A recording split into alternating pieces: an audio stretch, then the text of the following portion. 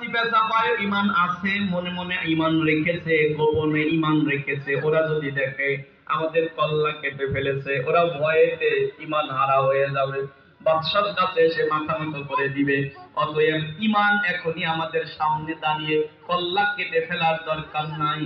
আমরা চলো এই দেশ থেকে আমরা আত্মগোপন করি, এ দেশের মধ্যে থাকবো না।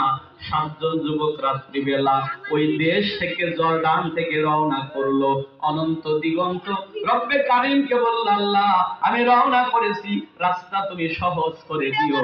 এ বলে 7 জন যুবক যখন রওনা করেছে, লক্ষ্য করে দেখে একটা কুকুর একবার ডানে আসে, একবার বামে আসে, একবার সামনে আগে আগে যায়। যুবকেরা বলল, কুকুর রে দাঁড়াও, তুমি কেন আমাদের সাথে এভাবে পিছু নিলে? কুকুর রে তুমি সরে যাও।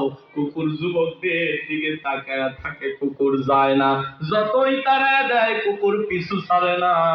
কুকুর আল্লাহর কাছে দোয়া করলো, আল্লাহ এ জালেম বাদশার দেশে আমিও থাকবো না, তাদের সাথে আমিও যেতে চাই, তারা